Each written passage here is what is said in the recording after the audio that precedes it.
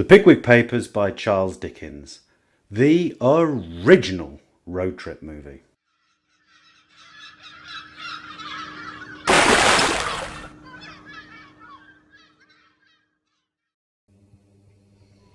The Pickwick Papers, Episode 2.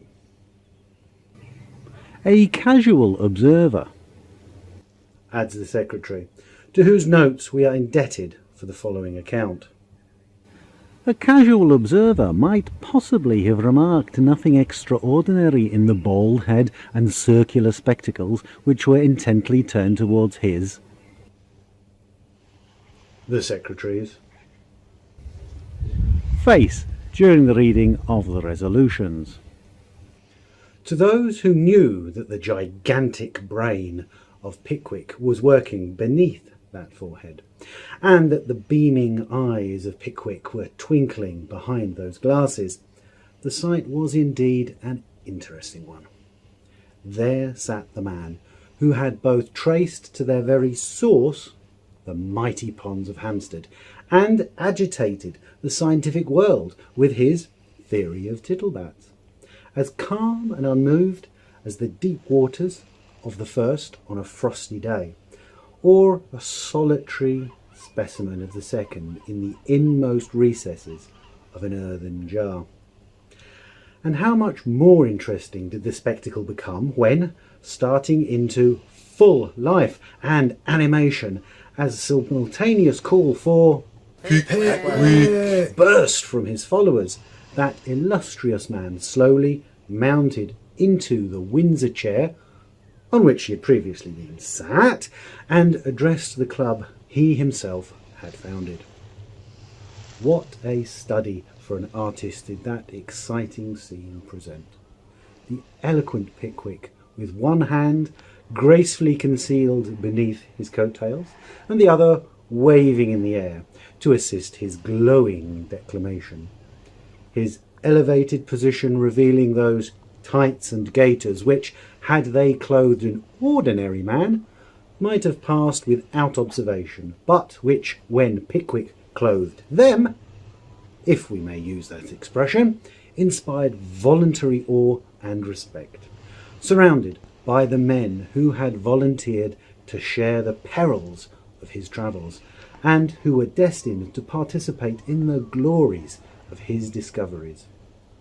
On his right hand sat Mr. Tracy Tupman, the too susceptible Tupman, who to the wisdom and experience of maturer years superadded a boy's enthusiasms and ardour in the most interesting and pardonable of human weaknesses, love.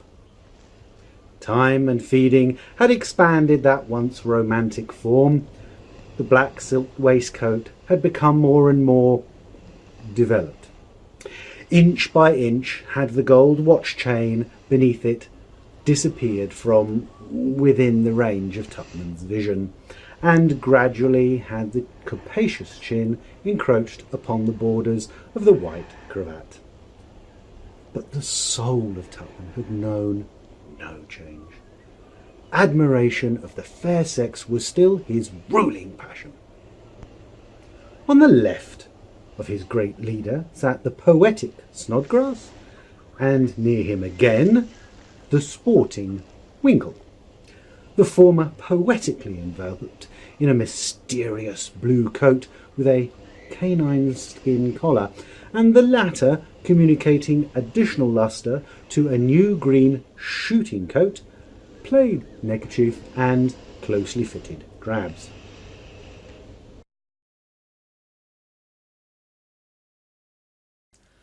I hope you enjoyed this excerpt from The Pickwick Papers by Charles Dickens. If you did, please give it a thumbs up and share it with your friends either directly or on social media as you prefer. Better still, subscribe to this channel so that you A, never miss a new episode, and B, can watch multiple episodes back to back without interruption. However, if you actually found the background of most interest, please visit the Local channel to learn more about the location used for this episode. Alternatively, you may want to check out some of our other channels which feature other book genres. Obviously, whether you really loved it, aren't quite sure, or honestly found the whole thing a total turn-off, then please write a comment so that we know what needs improvement next time.